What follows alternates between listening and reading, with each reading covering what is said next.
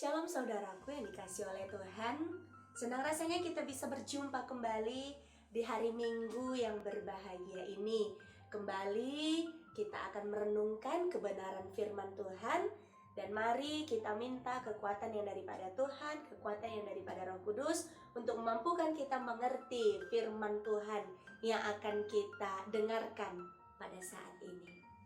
Saudaraku yang dikasih oleh Tuhan, firman kita hari ini diambil dari kitab Ibrani pasal 13 ayat 15 sampai dengan ayat yang ke-19. Demikian firman Tuhan. Sebab itu, marilah kita oleh Dia senantiasa mempersembahkan korban syukur kepada Allah, yaitu ucapan bibir yang memuliakan namanya. Dan janganlah kamu lupa berbuat baik dan memberi bantuan, sebab korban-korban yang demikianlah yang berkenan kepada Allah.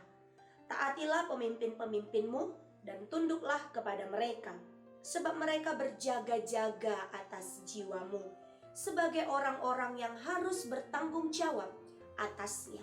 Dengan jalan itu, mereka akan melakukannya dengan gembira, bukan dengan keluh kesah, sebab hal itu tidak akan membawa keuntungan bagimu. Berdoalah terus untuk kami, sebab kami yakin bahwa hati nurani kami adalah baik, karena di dalam segala hal kami menginginkan suatu hidup yang baik.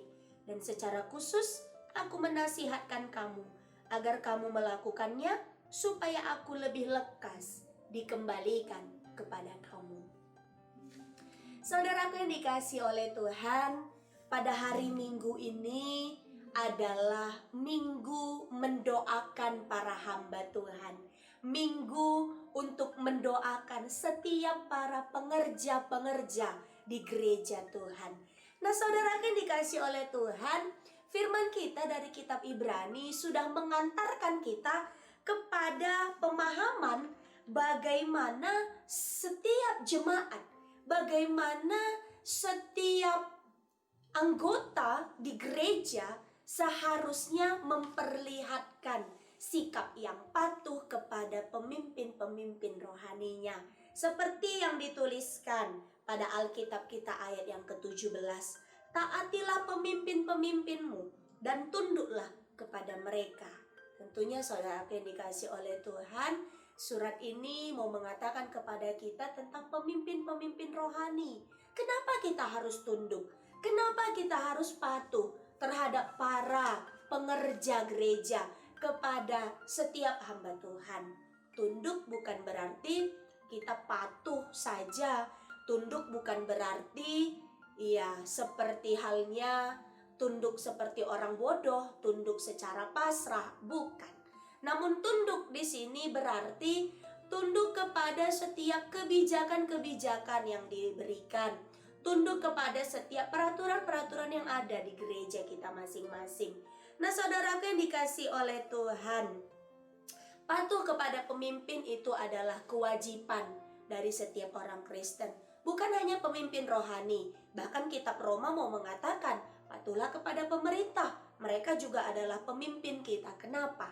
Karena setiap pemimpin itu adalah orang-orang yang sudah dipilih oleh Allah, orang-orang yang sudah diurapi oleh Tuhan. Terlebih-lebih saudaraku yang dikasih oleh Tuhan, para pemimpin rohani, para pengerja di gereja Tuhan, para hamba Tuhan, mereka adalah orang-orang yang sudah dipilih dan dikhususkan oleh Tuhan sendiri. Mereka dipisahkan, diasingkan, begitu kira-kira, untuk bekerja di kebun anggur Tuhan, untuk melayani Tuhan kita dengan cara menjaga setiap jemaat Tuhan. Nah, saudaraku yang dikasih oleh Tuhan, para setiap hamba Tuhan itu pastinya akan mengarahkan jemaatnya kepada jalan Tuhan. Mereka bertanggung jawab terhadap kehidupan setiap jemaatnya. Kalau kita boleh jujur, beban moral setiap hamba Tuhan bukan hal yang kecil.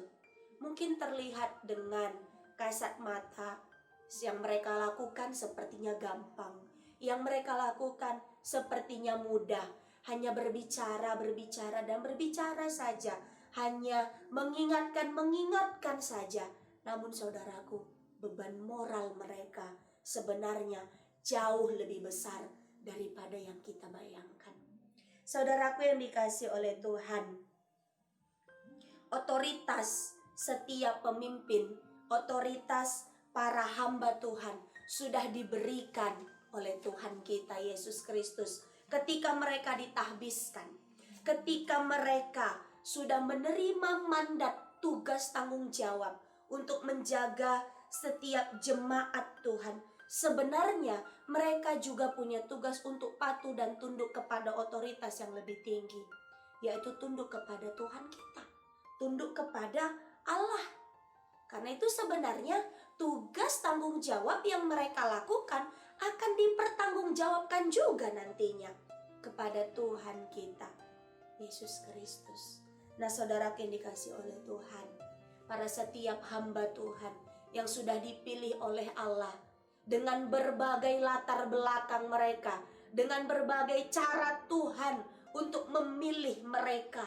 Namun kita harus ingat, ada pepatah yang mengatakan, tak ada gading yang tak retak. Setiap hamba Tuhan juga adalah manusia biasa. Setiap pemimpin-pemimpin rohani di gereja kita masing-masing, mereka tidaklah sempurna. Mereka punya kelebihan dan kekurangan juga. Karena itu saudaraku, sebenarnya tanpa kita sadari, setiap jemaat Tuhan biasanya selalu punya tuntutan yang tinggi terhadap pemimpin rohaninya. Mereka menuntut pemimpin rohaninya sempurna. Mereka menuntut setiap hamba Tuhan di gereja itu sempurna, melakukan hal yang baik, melakukan hal yang suci-suci saja. Saudara kan dikasih oleh Tuhan, bukan hanya para hamba Tuhan. Sebenarnya setiap orang Kristen punya kewajiban melakukan hal yang baik, memiliki kewajiban untuk melakukan hal yang kudus. Karena itu saudara yang dikasih oleh Tuhan, tidak ada hal yang lebih membuat para hamba Tuhan itu sakit hati, putus asa, bahkan mungkin mereka akan mudah menyerah karena tidak adanya dukungan dari jemaat Tuhan. Namun tidak ada hal lain yang membuat mereka lebih semangat, lebih bersuka cita, tidak memperhitungkan segala capek dan lelahnya bekerja di ladang Tuhan selain daripada dukungan daripada jemaat Tuhan. Karena itu, saudaraku yang dikasih oleh Tuhan, firman kita hari ini mau mengingatkan kepada setiap kita, jangan menganggap remeh orang-orang yang sudah diurapi. Jangan menganggap remeh orang-orang yang sudah dipilih Tuhan menjadi hambanya, menjadi para saksi-saksi Kristus, menjadi para pemberita firman Tuhan. Jangan pernah anggap remeh, jangan pernah anggap sepele, dan jangan pernah anggap kecil tugas tanggung jawab dari yang mereka lakukan. Saudara yang dikasih oleh Tuhan, kalau kita mengingat bagaimana Daud, ada peristiwa di firman Tuhan mengatakan seorang yang bernama Abisai berkata kepada Daud, "Hai Daud, hari ini Tuhan Allah sudah menyerahkan musuhmu ke dalam tanganmu." Namun di sisi lain, musuh Daud yang diserahkannya itu adalah Saul.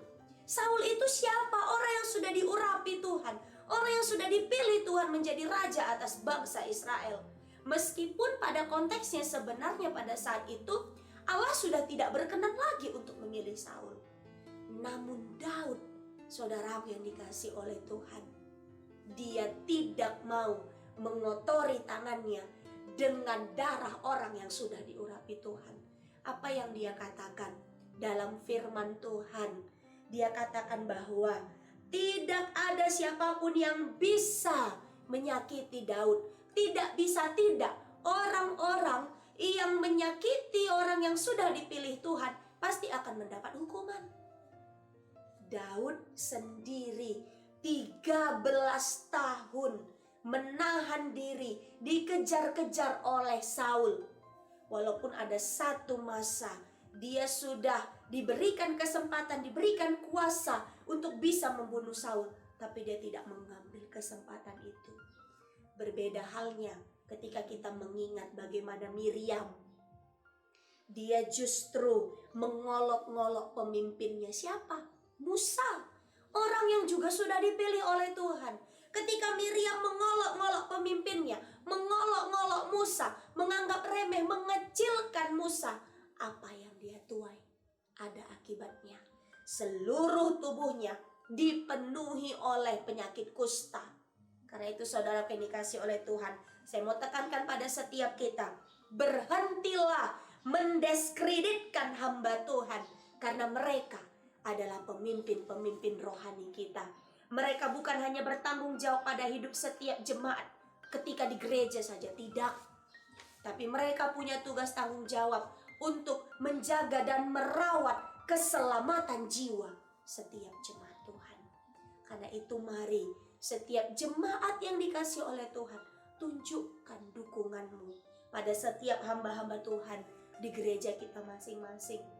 Tidak perlu dengan cara-cara yang luar biasa. Tidak perlu dengan terlalu mengangkat-ngangkat dan memuji-muji mereka, tidak. Tapi cukup berikan dukunganmu dengan berikan kata-kata motivasi. Berikan kata-kata yang semakin membakar semangat mereka untuk bekerja di ladang Tuhan. Tunjukkan dukunganmu melalui doa. Baik doamu secara pribadi maupun doa di dalam persekutuan-persekutuanmu. Tunjukkan bagaimana dukunganmu dari berkat materi yang sudah Tuhan berikan kepadamu untuk kelancaran pekerjaan di gereja Tuhan. Dan jangan lupa saudaraku, tunjukkanlah dukunganmu dengan memberikan ide, memberikan masukan, memberikan kemampuanmu untuk membantu para hamba Tuhan dalam melaksanakan tugas tanggung jawabnya. Terlebih-lebih daripada itu saudaraku yang dikasih oleh Tuhan, dukunglah para hamba Tuhan dengan cara ambil bagianmu. Aktiflah dalam setiap persekutuan di gereja Tuhan. Aktiflah dalam setiap kegiatan-kegiatan yang ada di gereja Tuhan. Karena hanya dengan begitulah setiap para hamba Tuhan di gereja akan semakin semangat.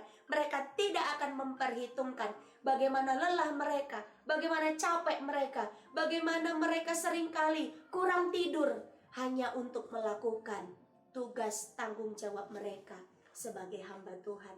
Mari setiap jemaat yang dikasih oleh Tuhan, mulai hari ini, mulai detik ini, berikan waktumu untuk mendoakan setiap hamba Tuhan di gereja kita, supaya setiap gereja Tuhan yang ada di dunia ini akan semakin maju dari para pengerja-pengerja gerejanya. Dan nama Tuhan juga akan semakin dipermuliakan. Selamat hari Minggu, Tuhan Yesus memberkati setiap kita.